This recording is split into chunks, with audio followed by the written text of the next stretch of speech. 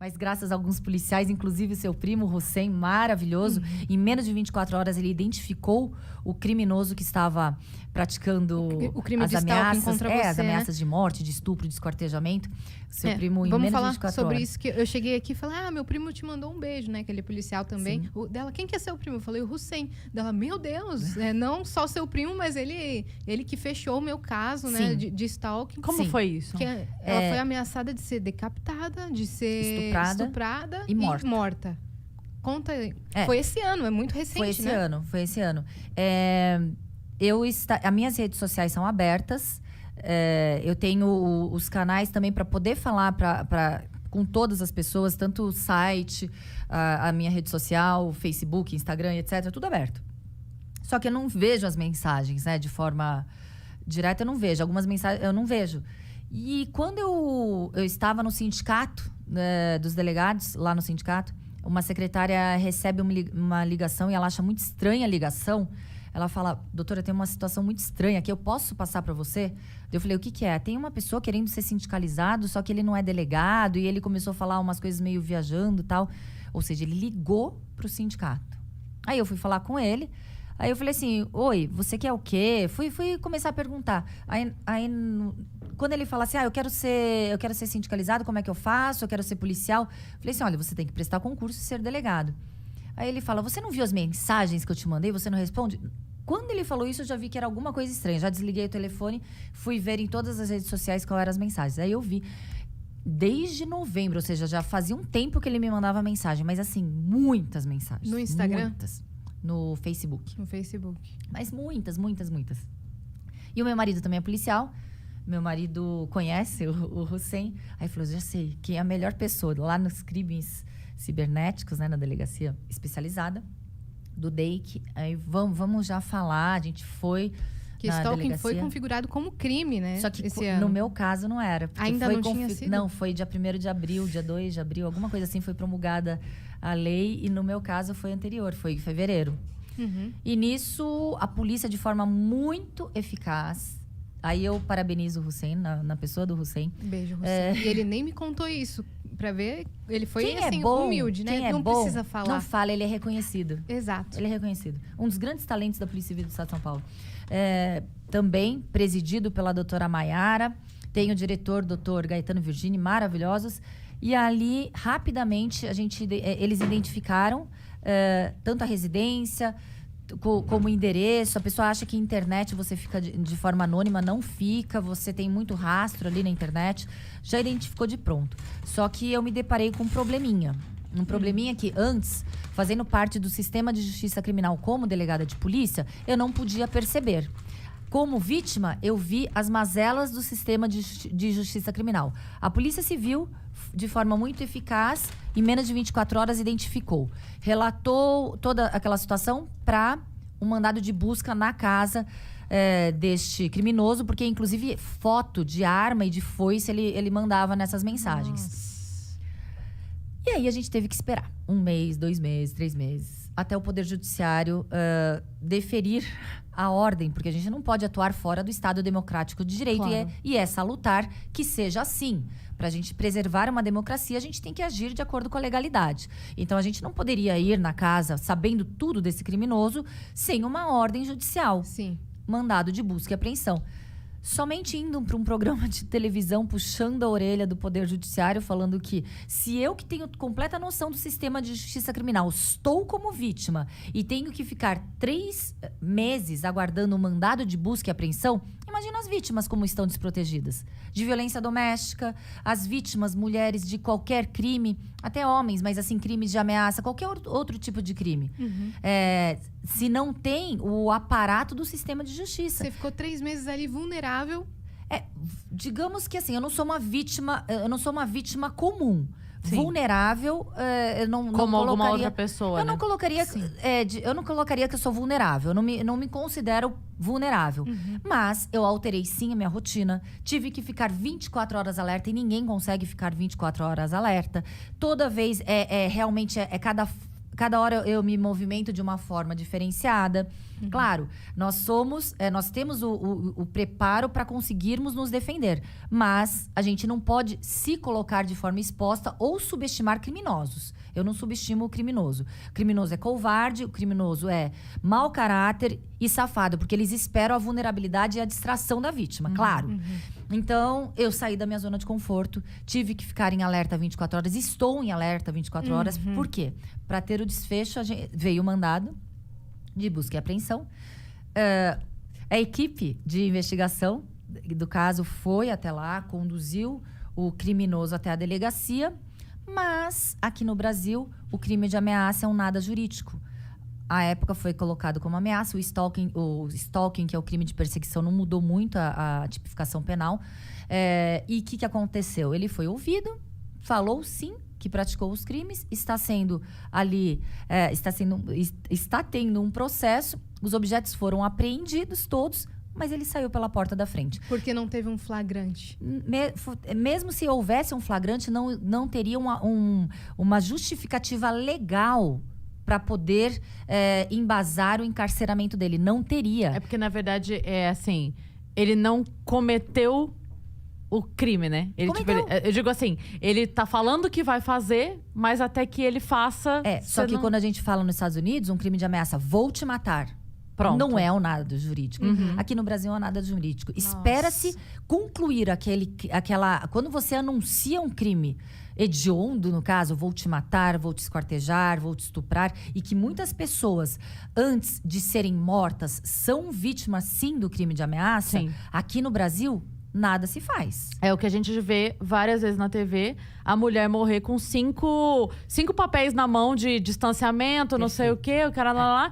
E ela morre por quê? Porque o cara chega na casa dela, arrebenta a porta, mata. Às vezes não precisa estar nem armado, porque fisicamente falando, se o cara resolver matar uma mulher, ele mata com o que tiver na frente dele. Uma garrafa de cerveja mata.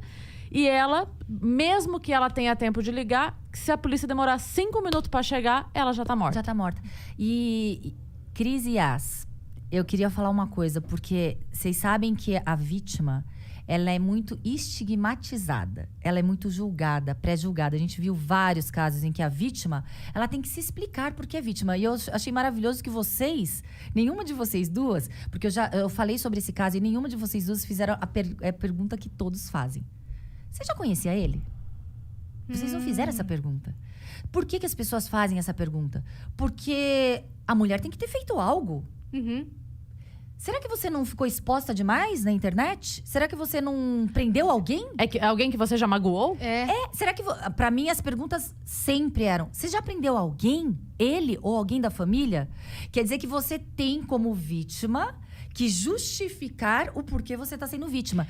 E talvez porque a gente, como mulher, também já foi, porque eu sei que eu já fui e sei que a Yas também já fomos vítimas de stalker. Sim. Não ameaçador assim, no meu caso foi um maluco, que eu vou chamar de maluco porque... Criminoso. É porque assim, qualquer outra coisa que eu diga vai ser eufemismo, então eu estou tratando... Não, criminoso. Um criminoso que começou a me mandar mensagem dizendo que era o pai da minha filha. Assim. E insistia, já contei isso, né, Yas? E ele insistia, tipo, por que você tá fazendo isso comigo? Eu falei, porque você não é. E curiosamente, num primeiro momento, quando chegou a primeira mensagem, tem muitos anos a primeira mensagem, então eu ainda dava conta de responder, porque eu não tinha tanto seguidor. Quando chegou a primeira, eu conheci uma pessoa parecida com você, babá, acho que sou o pai da sua filha. Num primeiro momento, eu pensei, ok, o cara conheceu alguém parecido comigo, né? Pode ter perdido o contato com essa pessoa. Eu respondi, falei, olha, não sou eu. A gente tem o contato com o pai da minha filha, ele só não aparece nas nossas redes porque não faz parte da nossa convivência. Mas ele existe, tá tudo bem. Eu sei quem é, tá tudo certinho da nossa vida. Paga pensão, tá tudo certinho da nossa vida. Pra mim, tava resolvido. Porque na minha mente só alguém que me confundiu com alguém. Só que ele começou a insistir. E assim foi insistindo. Meses, mais de um ano, mandando mensagem, insistindo. E falando que era, porque era. E mandava mensagem pra mim, pra minha filha. Foi só a lâmpada. Foi só alguém encostou no interruptor. E mandava mensagem pra mim, pra minha filha, pra minha irmã, pra todo mundo. Não, porque eu sou. Até que a gente começou a bloquear ele de tudo. Fazia perfil novo, a gente bloqueava. Mas ainda tava, como você disse, ainda tava na lei antiga. Mas de qualquer forma a gente fica receosa, porque assim, beleza, aí eu faço um BO. E aí ele tem acesso às minhas informações, Não, aí não, a gente não, fica. não, Como não é que tem. funciona? Não, você pode, inclusive eu até indico ir na Delegacia de Crimes Eletrônicos. Cibernéticos, ali no DEIC, ali no Palácio da Polícia. Uhum. No caso das investigações, elas não vão ter, o criminoso ele não vai ter acesso. Inclusive, ele tem alguns acessos públicos, né, seus. Sim, Até sim. porque você é uma pessoa pública. Mais do que isso, ele não terá acesso. Hoje, se ele novamente reincidir, porque a cada prática de um novo crime já se enquadra, já se tipificaria, porque o crime ele é tipificado a partir da promulgação. Hoje, já poderia ser tipificado no crime de perseguição. Ainda a pena é muito pouca de acordo com o crime, mas já daria. E na reincidência, na continuidade da prática desse crime, poderiam outros crimes ali, como... até de adulterar ali na fase da investigação do processo, ele tentar atrapalhar as investigações. Alguns outros crimes a gente poderia tipificar quando ele continuasse reincidindo. Mas vai ser encarcerado? Não vai. Não vai. Mas é uma forma de a gente tentar fazer com que, de acordo com a lei, ele seja responsabilizado pela prática dos atos. Não fique né? totalmente impune, né? Esse é sempre a minha questão, assim, porque eu sou pessoalmente a favor do armamento. Já conversei com algumas pessoas sobre isso, já fiz curso sobre isso. Pessoalmente, sou a favor do armamento. Porque é uma questão, pra mim, esse tipo de coisa. Porque aí, ok, é como você disse, vai ser encarcerado? Não vai. E aí? E o dia seguinte? E eu divulgando o show? E sabendo onde eu tô? E sabendo que hora eu vou e que hora eu volto? E onde... Porque não tem como. A minha vida é agenda de show. Eu digo onde eu vou estar, que hora eu vou estar. Entendeu? Você tem rotinas fixas de rádio e podcast. É isso. Então, eu já fiz curso, assim, de defesa pessoal, até pra tomar cuidado de estar alerta no trânsito, de maneiras de dirigir, direção defensiva. Totalmente. Então, assim, tudo que eu posso fazer, eu vou fazendo pra ter o máximo de cuidado possível, né? Porque, enfim, é o que você falou, ele vai esperar o momento de distração. vulnerabilidade. E eu também não falo agora em nome dos delegados de polícia do Estado de São Paulo, uma das minhas funções também é essa, refletir a vontade da classe, falar em nome dos meus pares. Mas agora a minha opinião como Raquel, delegada de polícia, minha opinião pessoal. Eu sou favorável também, sim, que o cidadão de bem ele tenha a opção de escolher se ele quer ou não adquirir uma arma e ter uma arma para o seu uso ou até mesmo, porventura, uma possível legítima defesa. Eu não estou aqui fomentando que vamos armar todo mundo, mas eu estou aqui afirmando que se tiver todo o curso que você falou que você fez vários cursos, aptidão, ter toda aquela o porte e tiver não tiver antecedentes criminais, é uma série de requisitos para você ter uma arma, né? E se você cumprir, assim, do jeito certo, né? Porque Sim. do jeito errado você consegue rapidinho. E é isso que eu ia falar.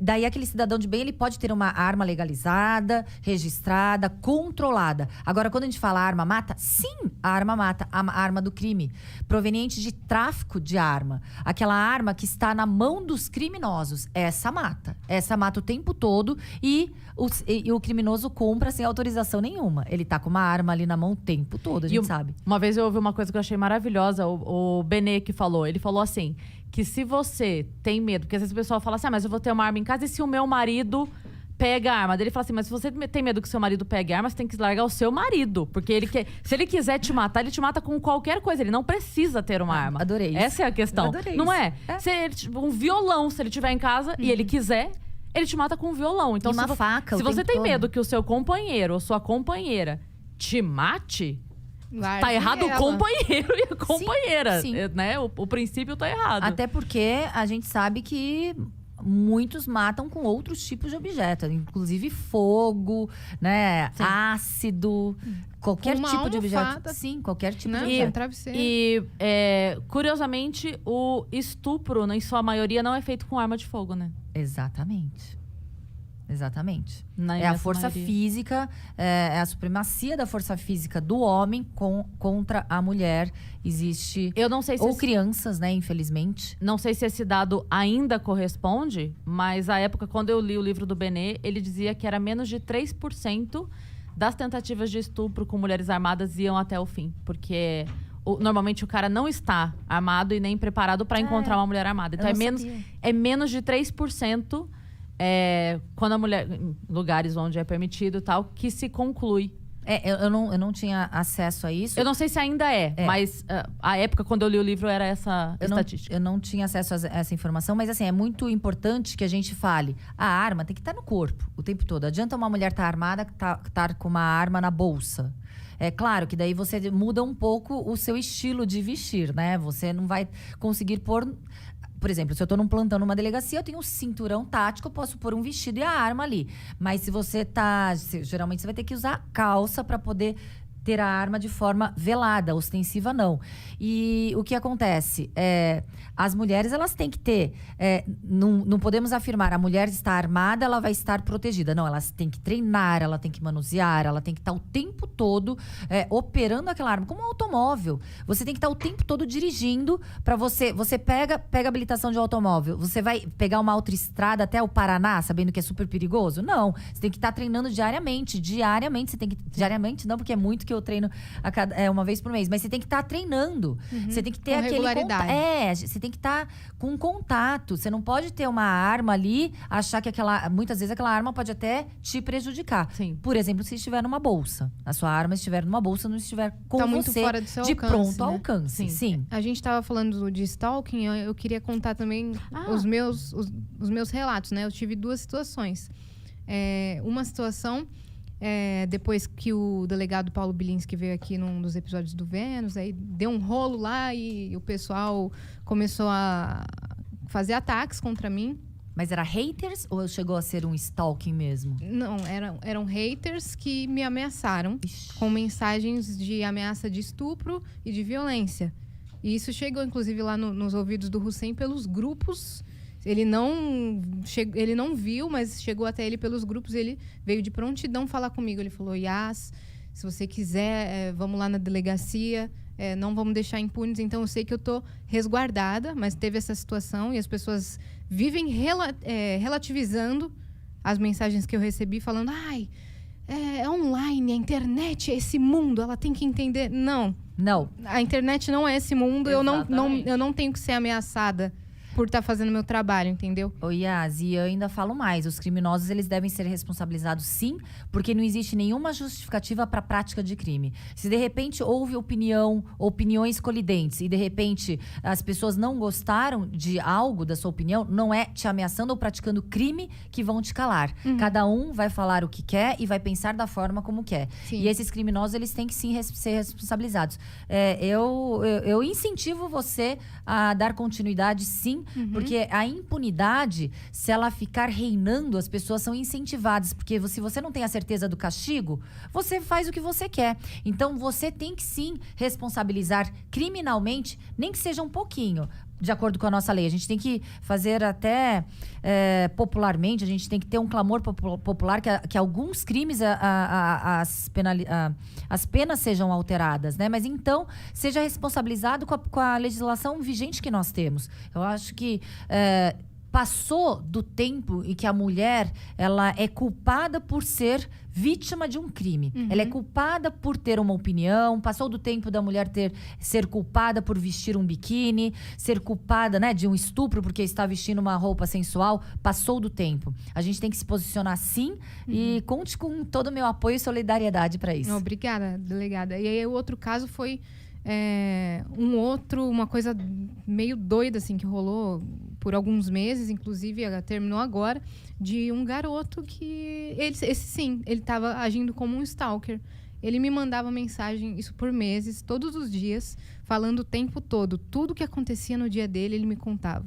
Tudo que acontecia no dia dele, só que ele achava que ele namorava comigo. Então, ele me contava como se eu fosse a namorada dele. Não é meme, sabe? Esses garotos que fazem meme ou querem me contar do dia. Não, era sério. Ele realmente achava. Então, ele achava que... porque isso tem também, né? A gente a gente consegue diferenciar. Às vezes, a pessoa manda alguma coisa fofa, agindo como...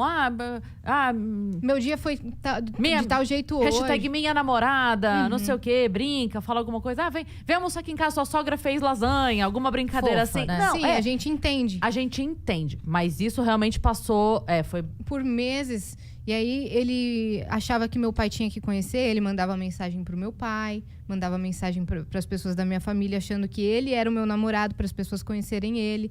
Ele assiste todos os Vênus, e se eu faço alguma coisa, ele comenta no vídeo. Para de dar moral para esse cara que tá aí, para essa pessoa que tá aí, com ciúme, sabe? Com um certo... Eu até encontrei uma mensagem dele, uma mensagem direta que falava assim, depois de meses, eu bloqueando os perfis, só que não tinha aquela ferramenta Agora nova tem. do Instagram de bloquear todos de uma vez. Eu bloqueava, ele fazia outro. Aí eu bloqueava, ele fazia outro. Ele começou a falar mais coisas pesadas sobre sexo. Então ele me mandava foto. Nossa. E fazia sexo virtual comigo sozinho, sabe? Nunca respondi pra ele, só bloqueava e ele vinha com outro. E aí encontrei uma mensagem dele assim: você tem 2 anos pra gostar de mim, senão eu vou te sequestrar. Não subestime criminosos. A gente viu uma situação mais drástica com a Ana Hickman, que aconteceu ali. Nossa, nem numa fala. morte. Inclusive, o cunhado dela, que agiu em legítima defesa de terceiros, foi colocado a júri popular. E demorou, né? Demorou. Foi Demorou. colocado a júri popular. Então é uma coisa assim, completamente... Há uma inversão completa de valores. Sim. E sabe o que eu falo? Olha os perfis. O nosso perfil é único, é mulher. O fato de você ser mulher dá um ensejo daquele criminoso achar que pode objetificar e que você pode ser objeto daquele crime que ele quer praticar. Sim. Então, independe de profissão, de classe social, é aquela sociedade patriarcal machista que ainda a gente tem resquícios e temos que combater diariamente. E esse criminoso que você acabou de relatar, ele não pode ser impune, não. Você tem que sim pedir a responsabilização, relata a situação. Vou te falar que muito facilmente ele será identificado, sim, criminosos que praticam crimes em redes sociais. Vocês serão identificados. Vocês serão responsabilizados. E na reincidência até preso.